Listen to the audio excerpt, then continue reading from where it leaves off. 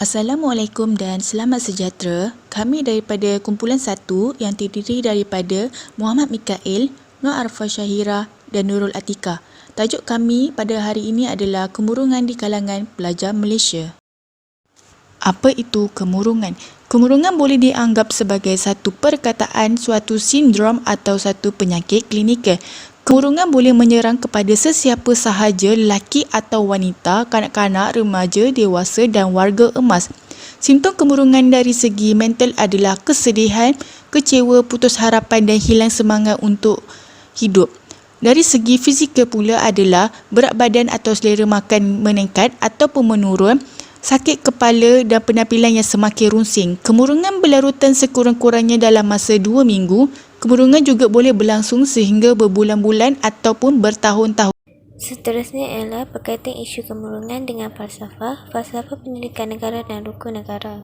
Isu kemurungan di Malaysia boleh dikaitkan dengan falsafah teorikal kerana melibatkan pemikiran, emosi dan tingkah laku seseorang.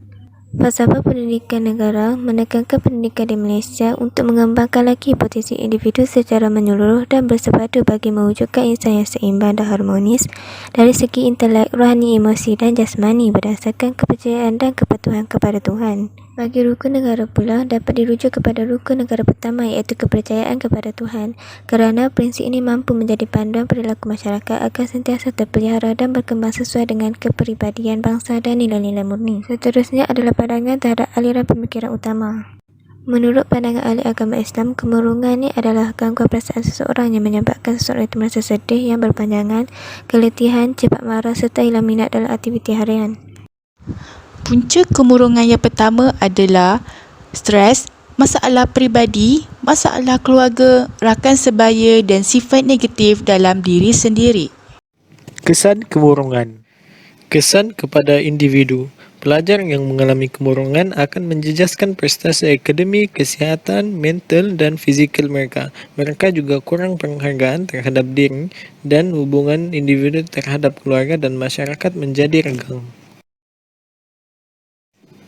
Kesan kepada keluarga. Kemurungan boleh membawa kepada keretakan hubungan kekeluargaan dan individu ini menjadi beban terhadap keluarga kerana tidak dapat melaksanakan tanggungjawab. Kesan kepada masyarakat. Kemurungan boleh membawa kepada perbuatan jenayah seperti kekerasan akibat kecelaruan emosi serta menimbulkan kesalahfahaman yang membawa kepada tanggapan negatif masyarakat. Kesan kepada negara. Penyakit kemurungan menambah kos perubatan dan perawatan negara serta negara kerugian terhadap sumber manusia. Cara mengatasi kemurungan. Semua pihak perlu memainkan peranan. Sebagai seorang individu, kita perlu menyiapkan mental dan fizikal kita untuk menghadapi mana-mana ujian hidup. Dalam sesebuah kekeluargaan, keluarga perlu menjadi sumber sokongan dan semangat kepada seseorang untuk terus kuat. Sebagai sebuah masyarakat, menjadi contoh yang baik dan memberikan pertolongan adalah sangat diperlukan agar dapat meringankan beban masyarakat lain.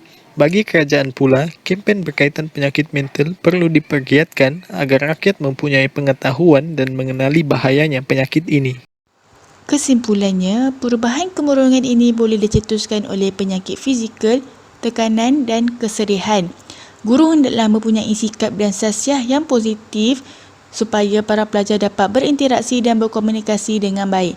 Dengan adanya sokongan ini, para pelajar yang mengalami kemurungan pasti dapat dipulihkan seperti biasa dan menjalani kehidupan yang sejahtera seperti orang lain.